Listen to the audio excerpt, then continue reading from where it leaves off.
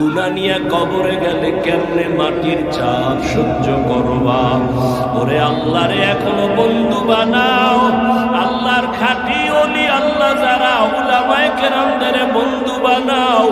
এখনো সময় আছে, তওবা করো আর আল্লাহকে বলো, মাওলা গুনাহ আর করবো না, নামাজ ছাড়বো না, বেপরদায় চলবো না, দাড়ি কাটবো না।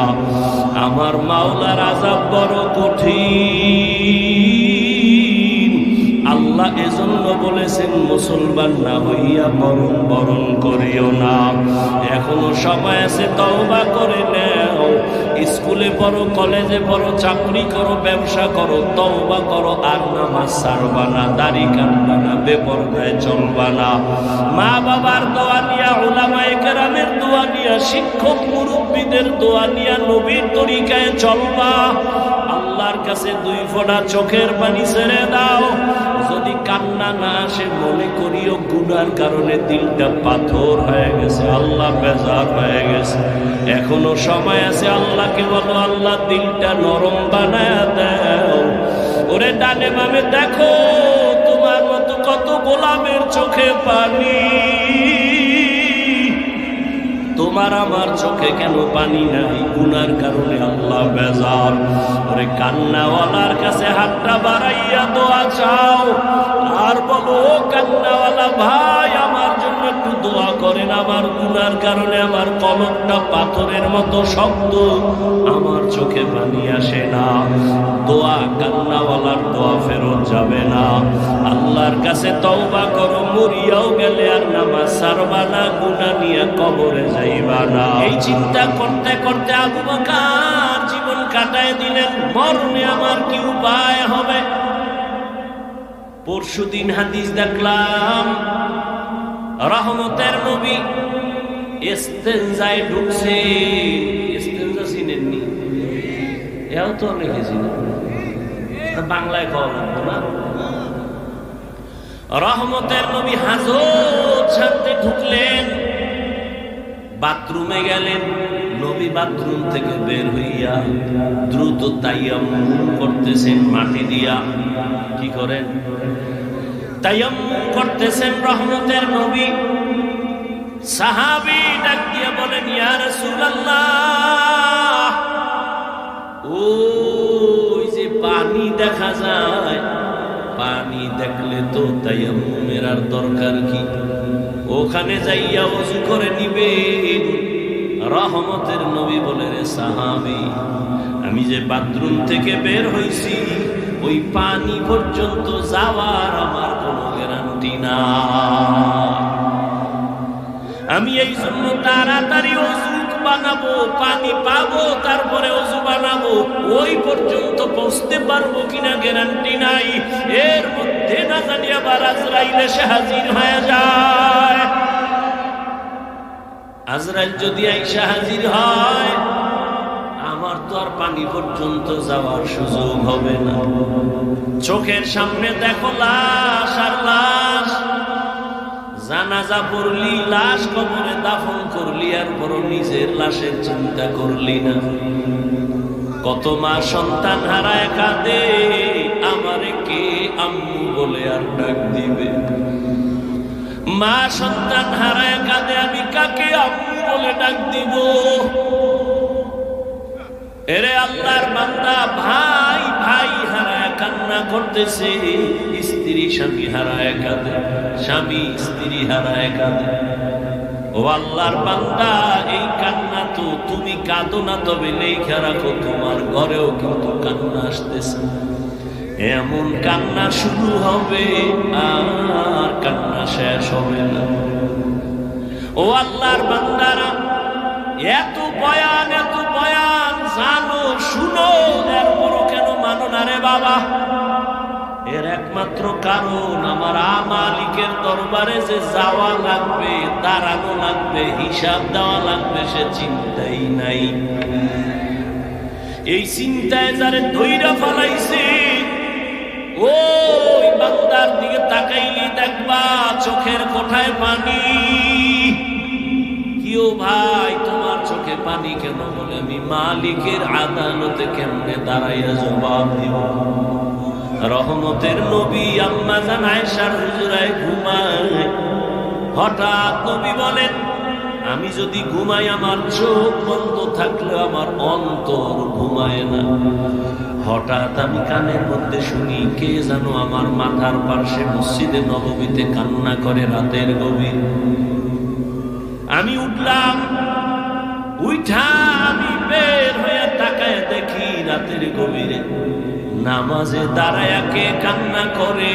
দুনিয়ার কোন সাধারণ কেউ না, আমার কলিজার সাহাবী, জান্নাতের 1 নাম্বার সার্টিফিকেটধারী সাহাবী আবু বকর নামাজে দাঁড়ায় দাঁড়ায় কান্না করতেছে। আমি নবী পেছনে অপেক্ষা করতেছিলাম। নামাজ শেষে জিজ্ঞাসা করলাম, ও আবু বকর, আপনি নামাজে দাঁড়ায় কান্না করেন কেন? আবু বকর বলেন, ইয়া রাসূলুল্লাহ, আমি আল্লাহর আদালতে কেমনে দাঁড়াবো সেই ভয়। হর কে দারত খৌফে হক দর দিল মাদাম জান্নাতুল মাওয়া দেহত রামাকাম জুজবা হক চি জে মখাজ ইনসুজা ফজলে উআ মস্তে দর জুলা জাহা। এই আল্লাহর ভয়, আল্লাহর আদালতে দাঁড়ায় হিসাব দেওয়ার ভয়টা অন্তরে ঢুকানোর জন্য লাগবে একজন আল্লাহওয়ালার নেক নজর। এজন্য আল্লাহ বলেন, ইয়া আইয়ুহাল্লাযীনা আমানুত্তাকুল্লাহা হাক্কা তুকাতি, ও মুমিনেরা আল্লাহকে ভয় করো হক আদায় করে। ওয়ালা তামুতুন্না ইল্লা ওয়া আনতুম মুসলিমুন।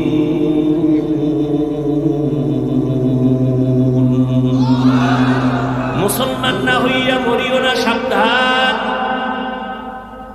নবী বলেন, আলা কুল্লুকুম রাইন ওয়া কুল্লুকুম মাসউলুন আন রাইয়াতিহি। এই দেখা মোনাজাত দিয়ে দেব, মাওলায় যদি বাড়ি না নেয় কেমনে আগে বাড়ি যাবা? মাওলায় না নিলে পারবা? একজনে 1.5 ঘন্টা আগে উঠে গেছে, তাড়াতাড়ি বাড়ি যাইব, আর একজনে মোনাজাত দিয়া কান্নাকাটি কইরে এরপরে রওনা হইছে বাড়ি যাব। ওই ঘটনা আছে না, সুলতান মাহমুদ গজনবীর ঘটনা, আয়াজের ঘটনা, এক ধনী বড় টাকাওয়ালা আর মালিক আর গোলামের ঘটনা। মালিক আর গোলাম বাড়ি যায়, হঠাৎ মালিকের কয়, গোলাম স্যার একটু দাঁড়ান, আমার একটু জরুরত আছে। দাঁড়াই নাও, ঢুইকে গেছে মসজিদে, মসজিদে গিয়া সেজদায় যাইয়া কান্দে। মালিক অপেক্ষা করে, আয় না কেন? নাইমা গিয়া দেখে গোলাম সেজদায় পড়ে কাঁদে। ও মালিক, তোমার দরবারে হাজির, তুমি কবুল করো। দীর্ঘ টাইম অপেক্ষা কইরা গোলাম যখন বের হইতেছে, মালিক কয়, এত দেরি কেন করলা? কয়, যেই মালিক তোমারে মসজিদে ঢুকায় না, ওই মালিক আমারে যেন কেমন বের হইতে দেয় না। মাছ পানি ছাড়া ভাল লাগে না, মাছ পানি পাইলে মনে করে আমার জীবন। আরে আমার মাওলা পাকের যারা আশিক, আল্লাহর মহব্বতের যারা গোলাম, ওরা দুনিয়ার রং তামাশায় বইতে গেলে ভাল লাগে না। কখন জিকিরের ময়দানে ঢুকবে, কখন একটু আলেমের কাছে যাবে, কখন একটু কোরআনের তেলাওয়াতের আওয়াজ অন্তরে নিবে, কখন একটু জায়নামাজে দাঁড়াবে, কখন আমার মাওলাকে একটু মায়া কইরা ডাকবে, ও আল্লাহ। আরে আমার মাওলারে ডাকলেই তো বান্দা এত খুশি, আল্লাহর মোহাব্বত অন্তরে জমা হয়ে যায়। হানজালা নবীর সাহাবী, ঘটনা আপনারা নাম শুনছেন। হানজালা রহমতের নবীর বড় আশিক। একদিন রাস্তায় হাঁটে আর ঘুরে আর কয়, না ফাকা হানজালা, না ফাকা হানজালা, আমি হানজালা মুনাফিক হয়ে গেছি, মুনাফিক। ঘুরতে ঘুরতে দেখা ওমরের সাথে। এই হানজালা, চিল্লাও কেন? আমি মুনাফিক হয়ে গেছি। কেন? কয় আমি নবীর কাছে যখন থাকি তখন আমার অন্তর এমন যে আমি আর কোন দুনিয়ায় নাই, এখন আমি আমার মালিকের নজরে বসে আছি, দরবারের রিসালাতের সামনে আছি। এখন আমার ছেলের চিন্তা নাই, মেয়ের চিন্তা নাই, বাড়ির চিন্তা নাই, গাড়ির চিন্তা নাই, টাকার চিন্তা নাই, ক্ষমতার চিন্তা নাই।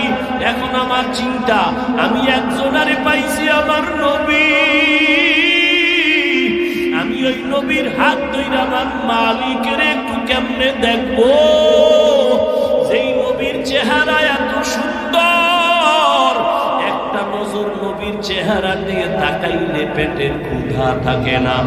মায়ার নবী এত সুন্দর, আমার মাওলায়ের এত সুন্দর কইরা বানাইছেন ওই মালিক আমার আল্লাহ, না জানি কত সুন্দর।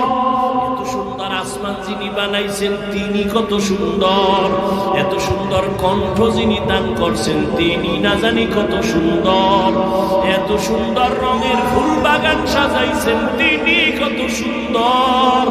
ওরে যারা মাওলার আসে ওরা ভাবে আর খুঁজে আমার মালিক, আমার আল্লাহরে আমি তো এখনো পাইলাম না। ফুলের ঘেরান পাইলাম, কে বানাইলেন তারে তো পাইলাম না। ওরে আল্লাহর মোহাব্বত যার অন্তরে জমা হয়ে গেছে সে একবার আমার মাওলারে দেখার জন্য পাগল। হানজালা বলে আমি নবীর দরবারে থাকলে আমার অন্তর থাকে একরকম, আমি নবীর দরবারের বাইরে গেলে তখন আমার অন্তর দুনিয়ামুখী হয়ে যায়। আমার ছেলে, আমার বাড়ি, আমার গাড়ি, আমার টাকা, আমার পয়সা, আমার ক্ষমতা, আমার চেয়ার, এইসব আমার অন্তরাইসা জমা হয়, আমি মুনাফিক হয়ে গেছি। ওমর কয় তুই অবস্থা তো আমারও হয়। নবীর দরবারে থাকলে দুনিয়ার কোনো চিন্তা নাই, আবার যখন নবীর দরবার থেকে বাইর হইয়া যাই তখন আবার দুনিয়া আমারে পেয়ে ফেলে, দুনিয়া আমাকে গ্রাস করে ফেলে, দুনিয়ার চিন্তা, ছেলের চিন্তা, মেয়ের চিন্তা আমাকে গ্রাস করে ফেলে। এবার কথা চলো নবীর দরবারে চলো।